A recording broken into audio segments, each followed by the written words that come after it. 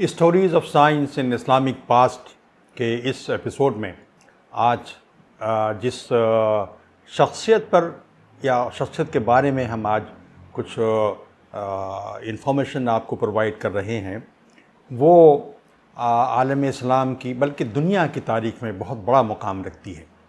नाम है अबू मूसा अल ख्वारिज़मी।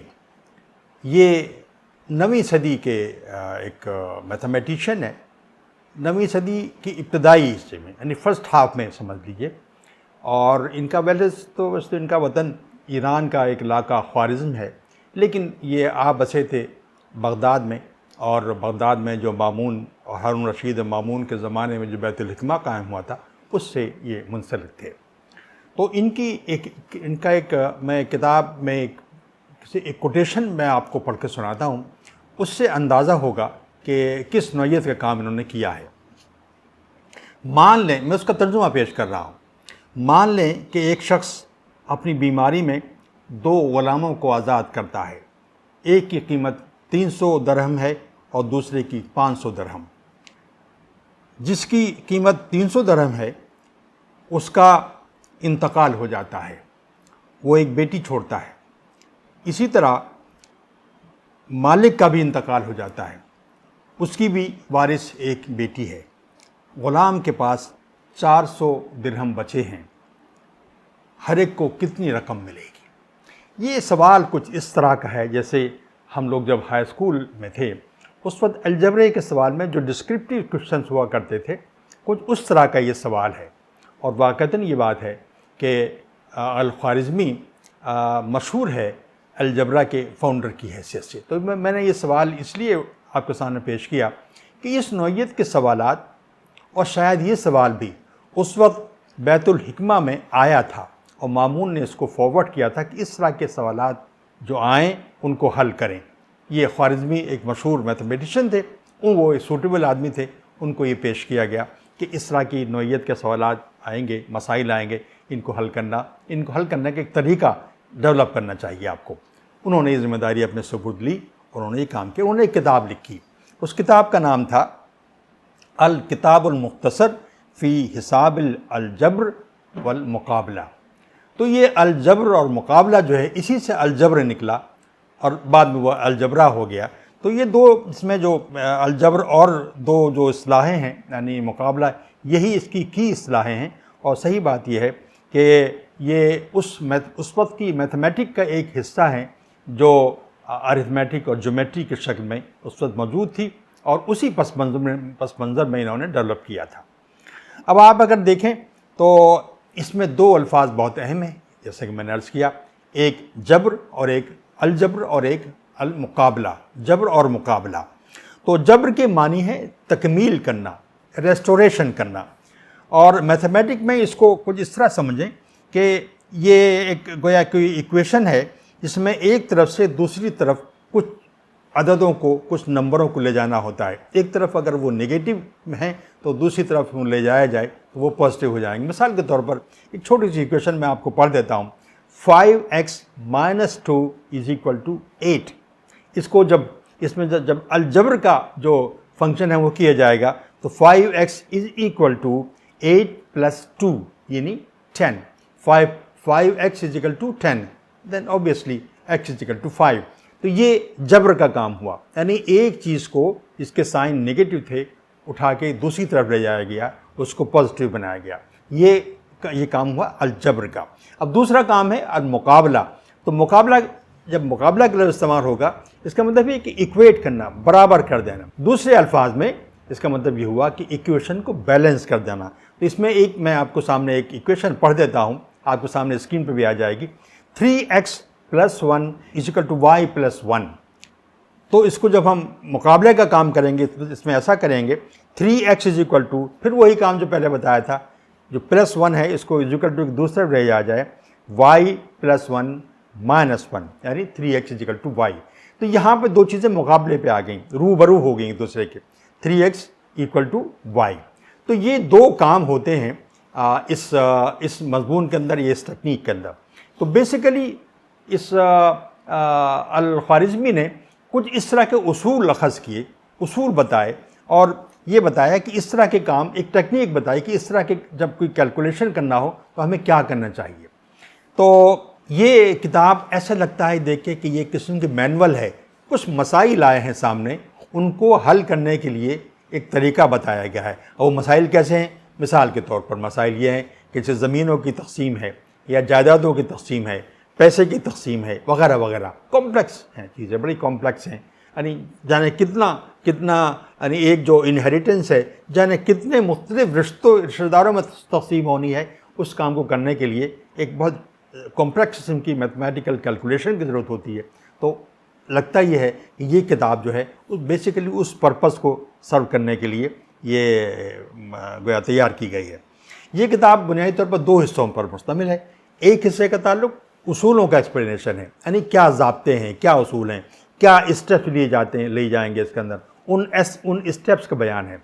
और दूसरे के अंदर जो मसाइल हैं, यानी जो एप्लीकेशन हैं इन उसूलों की, उनको लिए जाएगा, उनको बताया जाएगा। यानी मिसाल के तौर पर जो क्वाड्रेटिक इक्वेशन बन रही हैं उनका हल करना। ये आपको मालूम होना चाहिए कि अल-ख्वारिज़मी ने क्वाड्रेटिक इक्वेशन हल की थी, उसके आगे की इक्वेशन उसने टच नहीं की। तो बहरहाल इन तमाम कैलकुलेशन में क्वाड्रेटिक इक्वेशन बनती थी और इसमें जो अननोन था उसको गया कि उसकी कीमत मालूम की जाती थी।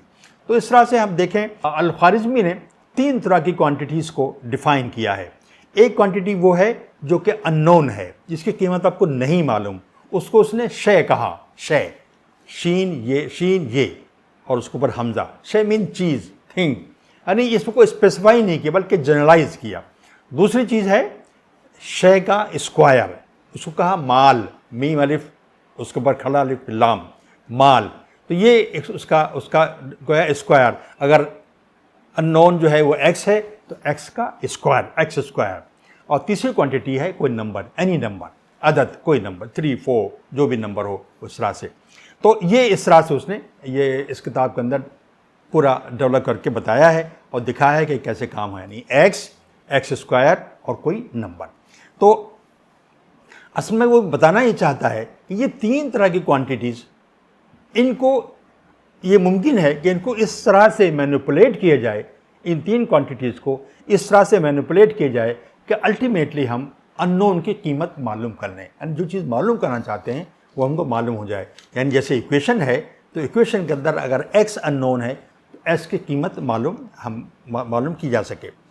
अच्छा, एक बात ये मालूम होना चाहिए कि इस तरह के जो कैलकुलेशन थे ये ख्वारिज़मी से पहले भी हुआ करते थे। यानी तारीख़ में यूनानियों के भी बाद नाम आते हैं जो इनको इस्तेमाल करते थे, इंडियंस के नाम भी आते हैं जिन्होंने इसको इस्तेमाल किया। लेकिन ख्वारिज़मी के साथ असल बात यह है कि ख्वारिज़मी ने किसी स्पेसिफिक चीज़ को, किसी प्रॉब्लम को लेकर हल नहीं किया, बल्कि पूरे जनरलाइज़ किया है। और इस तरह जनरलाइज़ किया कि यानी इस तरह से अननोन इस तरह से रखे, जैसे x स्क्वायर, y स्क्वायर या x और y इस तरह से रखे कि उनको स्पेसिफाई नहीं किया। यानी ये कि ये x कोई ज़मीन का टुकड़ा है या कुछ नंबर ऑफ या दिरहम है या कोई और चीज़ है, ऐसे नहीं, बल्कि अननोन है, हमें नहीं मालूम क्या चीज़ है वो। तो इसके नतीजे में इसकी एप्लीकेशन बहुत ज़्यादा बढ़ गई। तो जब ये अननोन हो गए तो इस तरह से ये एक जनरलाइजेशन हो गया। ये जनरलाइजेशन करने के नतीजे में फ़ायदा ये हुआ कि अब महज एक टेक्निक नहीं रही है, एक तरीका नहीं रहा, बल्कि एक डिसिप्लिन की शक्ल इख्तियार कर गया। तो ये है असल बात अलजबरे को डेवलप करने में जो रोल है ख्वारिज़मी का, वो ये है कि ये एक खालिस टेक्निक से आगे बढ़कर एक नया डिसिप्लिन बन के सामने आया और अननोन की शक्ल में। अब इस अननोन की जगह आप कुछ भी ले लीजिए और उसको अप्लाई कर दीजिए, बशर्ते कि आप इसके मैनिपुलेशन के तरीक़ों से आप वाकिफ़ हैं। मिसाल के तौर पर अगर वो x स्क्वायर कह रहा है तो ये ज़रूरी नहीं है कि वो 16 नंबर ही कह रहा हो, किसी भी चीज़ का स्क्वायर हो सकता है, कोई भी चीज़, किसी चीज़ का स्क्वायर में हम उसको लिख सकते हैं, लेकिन वो नंबर लिखना, वाज़े करना ज़रूरी नहीं है। इस तरह से ये बहुत आसानी से एक किस्म का डिसिप्लिन बन गया।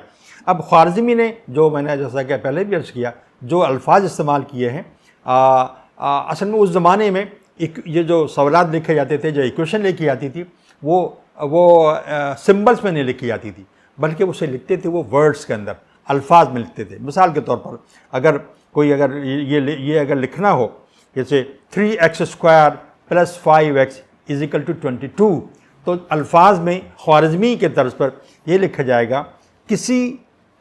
किसी नामालूम शय यानी एक्स, किसी नामालूम शय के 3 स्क्वायर को अगर इस शय के 5 अददों के साथ जमा किया जाए तो वो 22 के बराबर होगा। देखिए बात तो कन्वे हो गई, इक्वेशन की शक्ल में ये बात समझ में आ गई।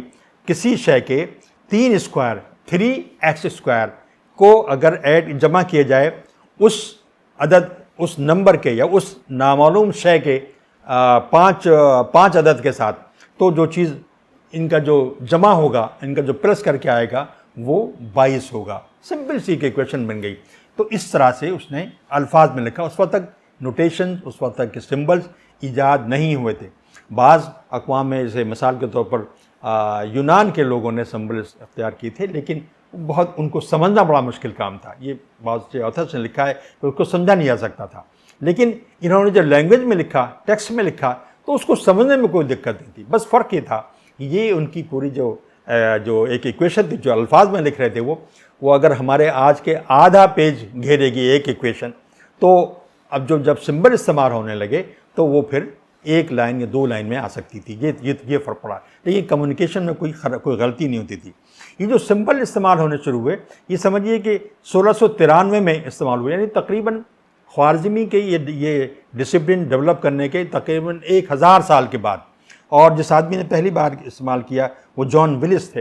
हालांकि उसके जो कंटेम्प्रेरी थे जो इसी तरह अल्फाज में लिखते थे उस ज़माने में, तो जैसे ख्वारिज़मी ने लिखा था, उसने उन लोगों ने शदीद मुखालफत की।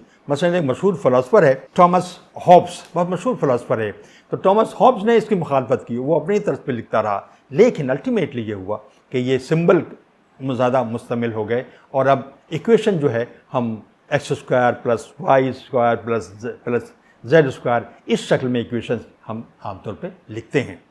तो ख्वारिज़मी का सबसे बड़ा रोल ये है, अहम तरीन रोल ये है कि ये अलजबरे में जो टेक्निक इस्तेमाल होती हैं ये थी तो पहले से मौजूद, लेकिन ख्वारिज़मी ने इनको जनरलाइज़ किया और अननोन की शक्ल में, अशिया चीज़ के बजाय वो जो आर्टिकल है जिसको इस इक्वेशन के ज़रिए सॉल्व करना चाहते हैं, जिस मसले को हल करना चाहते हैं, उसके बजाय इन्होंने जनरलाइज़ कर दिया। अब आप इक्वेशन या फार्मूला लिखिए और उस फार्मूले की मुख्तलिफ जो कम्बिनेशन, परमिटेशन कम्बिनेशन है या मुख्तलिफ जो मैनिपुलेशन है, जैसा कि बताए गए, यानी उसमें रेस्टोरेशन है और फिर बैलेंसिंग ऑफ इक्वेशन है, उसके बाद तीसरी चीज़ उस कीमत की वैल्यू मालूम करना। इन तमाम स्टेप से गुजर के आप जिस अननोन को मालूम करेंगे, अब आपको मालूम हो गया कि यह अननोन जो था वो हमारा उसकी कीमत ये आ रही है। अब चाहे वो ज़मीन का टुकड़ा है या वो कुछ जो आपकी प्रॉपर्टी है उसका डिस्ट्रीब्यूशन की शक्ल है, जो भी शक्ल है इस तरह से वो आएगी। तो ये जो इसके बावजूद कि ये टेक्निक अवेलेबल थी पहले से, लेकिन असल बात ये है कि अल-ख्वारिज़मी ने इसको बाकायदा एक डिसिप्लिन के हैसियत से डेवलप किया और ये किताब जो है ये अलजबरे की पहली और अव्वलीन किताब है, इसको टेक्स्ट बुक भी हम कह सकते हैं। तो इसी बिना पर ख्वारिज़मी को फादर ऑफ अलजबरा कहा जाता है। टेक्निक्स वर अवेलेबल, टेक्निक जानते थे लोग, यूरोप में यूनान में भी जानते थे और इंडिया में भी जानते थे, लेकिन बतौर डिसिप्लिन के डेवलप नहीं हो सका था ये। अब ये बतौर discipline, different from arithmetic, different from geometry, ये एक डिसिप्लिन बन के आया। तो सही बात ये है, इसी बिना पर Khwarizmi is known as father of algebra. आप गूगल खोलिए, अल-ख्वारिज़मी डालिए, उसमें आपको उसकी तफसील आएंगी, साथ में ये भी लिखा आएगा फादर ऑफ अलजबरा। इसी तरह से आप अलगोरिथम डालिए तो उसमें भी फादर ऑफ अलजबरा इन्हीं का नाम आएगा। तो अलजबरा और अलगोरिथम ओज इज़ देयर ओरिजिन टू अल-मूसा ख्वारिज़मी। इसका इंतकाल 850 ईस्वी में हुआ ड्यूरिंग अब्बासाइद पीरियड, मामून के ज़माने में। और ये एक ऐसा डिसिप्लिन था जो कि आइंदा सालों के लिए मुस्तकिल तौर पर एक डिसिप्लिन बनाया गया। आज तक वो डिसिप्लिन इंटैक्ट है। अल्लाह ऐसे इन तमाम लोगों के जिन्होंने दुनिया को इतना आसान कर दिया, उनके दर्जात उनके बुलंद फरमाए।